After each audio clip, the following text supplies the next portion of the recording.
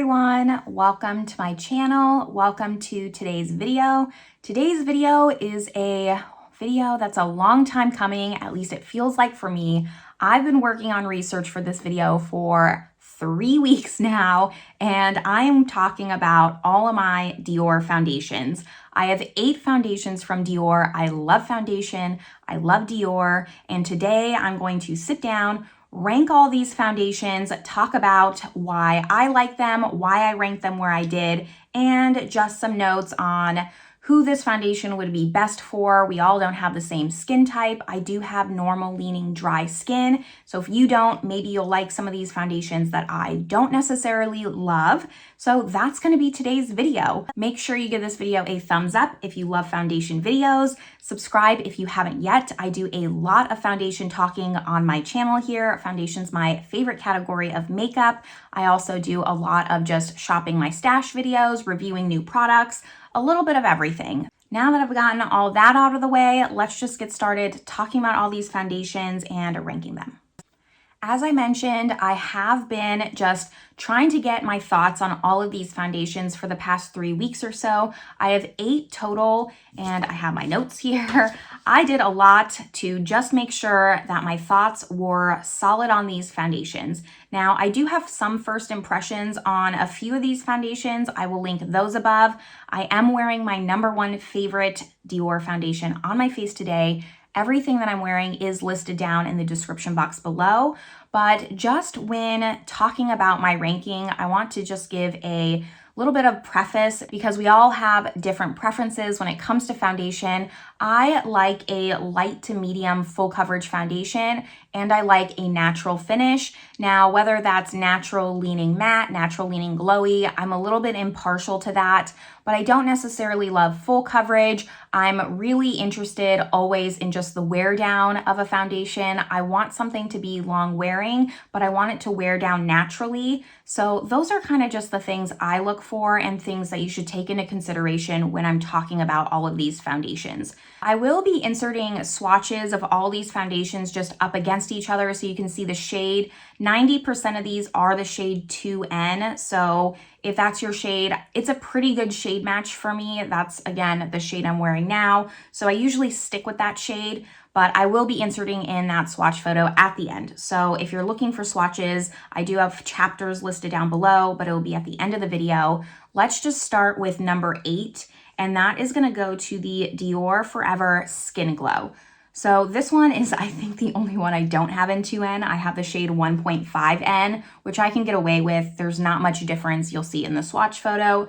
This one is terrible. This is the only one that I would say is terrible out of the 8 that I just don't like. And that is because the wear time on this is abysmal. I mean, every time I wore it, it didn't matter how I wear it. It lasted about 2 hours on my skin, if that. And when it wore down, it just like broke away on my skin. It did not have a natural wear down. It was bunchy. It was just cakey. And sometimes I wouldn't even powder it. I still got that cakiness on it. So out of all of them, I don't like this. Now, this is the original formula. It is not the reformulated. I do just want to say that. So caveat, like it could just be old. Maybe I need to pick up the new reformulated version and I can't compare it to that. But to be honest, I wasn't about to spend like $150 purchasing a reformulated foundation when I don't even like the original. So I just don't like you guys enough for that yet. I don't like that one. That's why it's at number 8. It was just the worst of the worst. Afterwards, now we're getting into like the okay category for number 7. And this is also gonna go to the Forever line. This is the Dior Forever Natural Nude. I don't think I did a first impression dedicated video to this foundation, but I do believe that I tried it in my full face of Dior. And this is newer, so this is not the original, or I don't think that they've reformulated this. I purchased this from Sephora France, so that's been at least less than 6 months ago. I just know that this is not an old formula. This is a new one. And this one was okay. Natural nude, you know, there's also the matte one, which we're going to talk about, the original Forever. And I'm assuming that they kind of came out with this to be like an in-between, but I don't see it talked about. I see it on the Sephora website and that's about it. No one really talks about this foundation and it's okay. Basically, all I have to say about this foundation is it's okay. It is a natural nude. It looks nice on application. It gives a true medium coverage. I don't think you'd be disappointed by it. There's nothing that stands out about this foundation though that makes it special. It's just a meh foundation, and you're spending what, $50, $60 on this. So I don't recommend it. It's nothing that stands out where I could see someone liking it over the other. I think this would work on any kind of skin type. The glow one, I guess I just forgot to mention, I don't see the glow one working for anyone just because of the wear time. Even if you had super, super dry skin, I don't see it working. But back to the natural nude, I think it'd work for any kind of skin type. It's just boring, honestly. That's all I'm gonna say about this. It's a boring foundation and I forget about it. It sat in the back of my drawer. When I was actually pulling out all my Dior foundations, I forgot about this one. And I thought about it, late at night, 2 a.m. when you're having all those late night thoughts before you go to sleep and you're trying to sleep, but your brain won't shut off. And I was like, oh, I have another Dior foundation. It's in my drawer. I need to remember to go get it. And it was this one. So boring, not memorable. I can see why no one talks about it because it's just me. Now, the number 6 spot is going to go to the last foundation in the Forever line, and that is just the original Forever matte foundation. This is just not my cup of tea, is what this comes down to. It's actually not a bad foundation, and I could reach for it depending on the right circumstances. I can see why it was so popular when it was popular. Jaclyn Hill made that foundation just skyrocket, and that is when Dior decided to just branch out and capitalize on the Forever line, because that's when they came out with the glow, the natural nude, etc. The Forever is nice, but it is ultra matte, and it is budge proof, and it is full coverage. So those are all just words that don't necessarily go to my preferences. If you like full coverage, if you like matte, budge-proof foundation, that is a great foundation. It lasts a long time. It does not move when you put it on. And the one thing I will say, which is what kind of bumped it up over the other two, is it does look less matte as you wear it. By the 10-hour mark, I liked how it looked because my natural oils kind of came through. It looked less matte. So for that reason is why I kind of ranked it above the other two. After that, that's really its only redeeming quality on it. I still have other event foundations. I'm going to categorize that as an event foundation because it's so budge proof that I prefer over that. I'm kind of playing in my head if I want to do a video just talking about my favorite event foundations. Let me know down below in the comments if that's a video you'd want to see. So when I was testing this out, the few times, the 2 or 3 times that I wore it, I was thinking this would be an event foundation, but I still think that there's other event foundations I would reach for that I like over this. So I'm not sure. I'm just iffy on that one. It's not bad, but I definitely wouldn't repurchase it if I was to go through it all the way. It's a good one. It's just not for me. For spot number 5, this one kind of surprised me. When I originally went into this, I thought that this one and the next one, frankly, were going to be at the very bottom of my list. But once I figured out how to make this foundation work, I like it. It's number 5. I'm still going to put it in the fine category, but I am talking about the Dior Prestige Cushion Foundation. And I have the shade 020, which equates to 2N.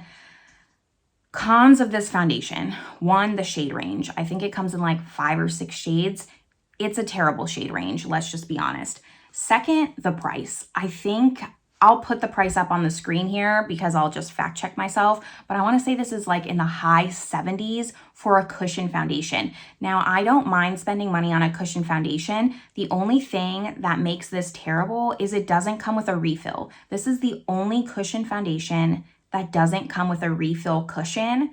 And I didn't even know that that was a thing with cushion foundations. I thought that they all came with a cushion. So when I was on the Dior website, I saw the Prestige line and I was like, okay, this is kind of like Dior's version of the Chanel Sublimage foundation. So I was deciding whether I wanted to pick up the cushion or I wanted to pick up the actual liquid foundation. The liquid foundation was over $100 though, so I was like, okay, I'm gonna go with the cushion. It's a little bit less expensive, but it actually ends up being more because of how much product's in it. It's like no product.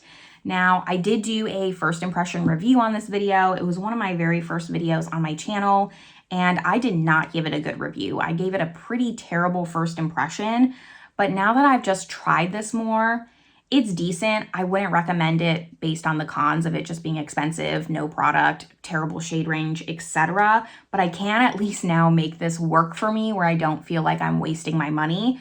The thing is with this, you only can use it with this little puff here. The first time I wore it, I did it with my just regular makeup sponge and it was too dewy and sheer. You really have to use the cushion thing that comes with it, which is fine. At least it's with the product, so it's not like it's that much of a hassle. I just necessarily don't love foundations where it's very finicky. You have to use one specific type of product to apply it. If you use a brush, it looks terrible, a sponge looks terrible. Have to apply it the way that it was intended to be applied, and then it looks beautiful. It lasts a long time. Despite it being a cushion, it is a medium coverage foundation. I found that it gives a lot more coverage than you would think, and it gives like a nice natural finish. I do think that this would be best for dry skin, just because we're coming out of winter. My skin is more on the dry than the normal side.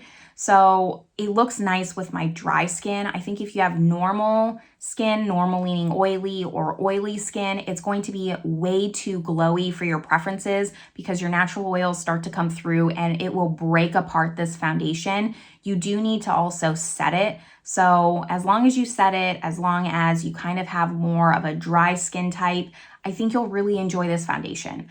Do I think it's worth picking up though? No. Absolutely not. I don't. I can see why it's very tough to find. If I remember correctly, I was even asking in that video if this was a discontinued foundation. I still don't even know the answer to that, but it's very tough to get your hands on if it's only on the Dior website. I have no idea. I don't recommend it. However, it does look really nice on. I do like it, and I like how it looks. I'll continue to use it. Moving on to the number 4 spot, this one I also thought was going to be in the bottom. This was the last Dior foundation that I tried. I will link that video above, and I also gave it a pretty bad first impression. This is the Dior Capture Total Skin Energy Super Potent Serum Foundation. And I got this to work and I hate myself for it because this is also like $86 and it's supposed to be like glorified foundation skincare. Here's why it's ranked higher but lower. I had to make choices, right? I still don't think that I would recommend this foundation, but it does look nice on your skin once you can figure it out. The thing with this, just like the Prestige, is there's only one way to apply it, and that is with your fingers, which I hate. However, the finish of this looks so much better than the Prestige, and since this has a few more shades, not much, this also has a terrible, terrible shade range, is why I ranked it 4 over the Prestige. This looks nice with fingers. You just have to apply it with fingers, with sponge, with brush. It's almost too thick. You have to really shear it out. And then it just looks cakey and messy when you use those 2 application methods, which I think is what I did in that video and why I didn't like it as much. This is also going to be in my foundation roundup video that's coming if I haven't already put that up yet, because I did just try this out not too long ago and I've been giving it more attention. What I love about this, when I talked about my preferences, it's just so nice and natural on the skin as long as you apply it the right way. It is like a glorified skincare. I also have the Capture Total makeup primer. It's just supposed to be along those lines of being anti-aging. I mentioned in that video and I stand by it. This is kind of just like old rich woman foundation. This is something you wear if you don't want a lot of coverage, you want an easy application method, you go through your skincare, you want just like a little bit of something because you don't want to wear no makeup, but you want a little bit of foundation. This is the foundation you reach for. I did at least get this for free with points, so I'm glad that at least that happened. If I was to actually spend $86, like no, don't recommend. There's so many better, just affordable foundations that give the same look as this. Off the top of my head, the CoverGirl Simply Ageless liquid foundation, that is very similar to this. So I would say that's like a straight up dupe for this foundation, quite honestly. So if you were interested in this, I would just pick that one up. It's like $70 cheaper, but I'm still giving it number 4 because I have to admit it's beautiful on the skin. It wears really nice. It checks every single box that I love in a foundation. Finally, in the top 3, I can confidently say I love all of these foundations. The rest of them were meh, but the top 3 is where it's at. Now, I struggled back and forth if I was gonna rank this or not, or include it in my ranking. I'm still going to, because I think maybe if you're a real internet sleuth, you can find this foundation. It is discontinued now, and that is the Dior Air Flash Spray Foundation. You know, I don't know why they discontinued this. There's rumors that maybe they're reformulating it and trying to make it into a clean version. Dior's kind of going in that direction of trying to like make their makeup line clean. Don't know what that's all about. Not a fan. Don't recommend, but it is what it is. So they discontinued this foundation. However, this is like a cult classic with a lot of people. I can see why. There's some people that I follow. I know that they wore this foundation on their wedding day. And for being a matte foundation, this is lovely. What's so great about this foundation is that it's full coverage, but it doesn't look full coverage. Again, talking about event foundations, going back to that Forever Matte, you know, there's other event foundations I would reach for over this, and like this is one of them. If I'm going to be reaching for a full coverage foundation, I want it to be long lasting and I want it to look natural. I don't want it to necessarily look like I'm wearing a mask of makeup. Yes, obviously I'm gonna be looking like I'm wearing makeup, but this just looks perfect on the skin. It blurs out your pores. I would say out of every single foundation I'm talking today, this is the most pore blurring. So it's just really, really great. If you can get your hands on it, I would highly recommend just taking the plunge and getting it. Once I heard that they were discontinuing it, I did buy a backup. Normally, I have a pretty strict rule about buying backups. I just don't do it, but this one I had to do it. I love this foundation quite a bit. It's one that I never reach for because it's like that aerosol spray. So I kind of always think it's gonna be a high maintenance foundation, and it kind of just always sits in the back of my drawer. But when I pull this out, I just remember how much I love this foundation and how great it is. This is a really, really good one. Try and find it before it's too late. For the number 2 spot, this is also going to be a cushion foundation, and it is also part of the Capture Total line, but this is hands down my favorite cushion foundation in my collection. It's probably the cushion foundation that made me fall in love with cushion foundations, and that is the Dior Capture Total Dream Skin Perfect Skin Cushion. This is easy to find. I think a lot of people really like this.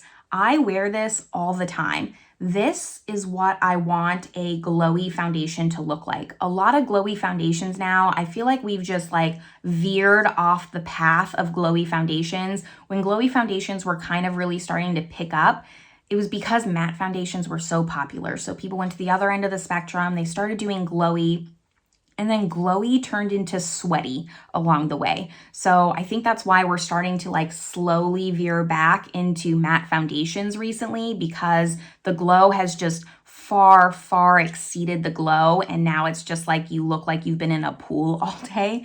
This is what I want a glowy foundation to look like. This looks so natural on the skin. This is one you don't have to wear, you know, with the little puff here. You can see just like how gross mine is. This is actually my second cushion out of this. This one does come with a refill cushion, and I'm on the refill. I use this all the time.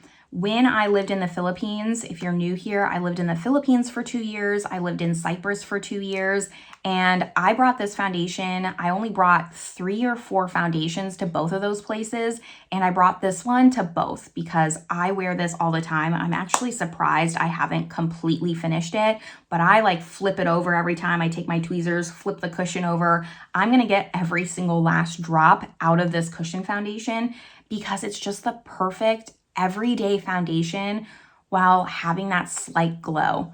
I can't say enough good things about it. I almost wanted to give it the #1 spot. And the reason that I didn't is because I don't think that this is for everyone. I think you have to have normal leaning dry skin. If you have oily skin, it's just gonna be too much for you. It won't last long. It'll probably just wear down, slip off your face. For me, this has a really nice natural wear down. I love the finish. I love how versatile it is. I already mentioned you can use it with any kind of application that you prefer, whether that's finger, sponge, brush, the little cushion thing, but you can also set it. You can not set it.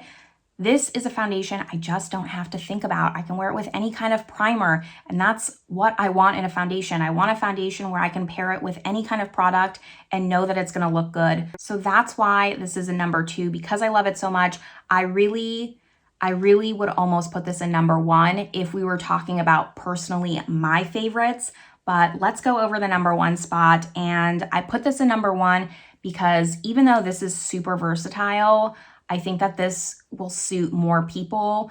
I really just asked myself, if someone said like, what Dior foundation should I purchase? This is the one that I would recommend, not knowing their skin type, not knowing anything about them, what they like, what they dislike, no matter what. That's why I put this in the #1 spot. And this is the Dior Backstage Face and Body. First of all, you get a nice amount of product in here. I also can't believe I haven't finished this. I use this all the time. I also almost include this in every single one of my foundation comparison swatches when I'm doing videos on a foundation. I think that this is a nice one to just compare to because so many people have this. This is a good foundation. It's the perfect medium coverage. It's the perfect finish. It's natural, leaning a bit matte, but it does kind of wear a little bit more glowy as you wear it throughout the day and your oils come through. It doesn't break apart. Again, you can apply it with a sponge, a brush, anything you want, your fingers if you want a more sheer coverage. I think the coverage is really buildable. It's just the perfect foundation, and I would recommend it to everyone. I'd recommend it if you have dry, oily skin, whether you like light coverage, heavy coverage. I just think this fits the bill for every single person out there. It's also probably the most affordable out of all of them. If I had to guess, I'm not sure off the top of my head prices, but I'm pretty sure that this is the least expensive one. It's just the most perfect foundation. Top 5 favorite foundations, absolutely. I think I even did a top 5 favorite foundations and put this in here. I have nothing bad to say about this, and that's why I put it in as #1, whereas this one has a few cons, just the cons are not for me. So personally, this is my #1. I would reach for this over this one, but this is just, it's #1 for Dior, and that's what I'm gonna say. And that is going to complete this ranking. Don't forget, at the end of this, once I sign off, I'll be inserting a swatch of all the foundations just compared against each other, because most of these are the shade 2N, so you can just see if there's any variation between the lines. Let me know down below what foundation is your favorite Dior foundation. I know I ranked the Forever line in general just a little bit lower, so let me know what your thoughts are on the Forever line. I think it's just a little bit dated and overdone. Dior does way better other foundations, but just let me know your thoughts down below, which ones you've tried, which ones you've loved, which ones you've hated, your skin type, of course, so everyone can know down below in the comments if you have a certain skin type, which one you prefer. But that's where I'm gonna leave you guys today. I hope you're all having a great one, and I will see you in my next video. Bye, everyone.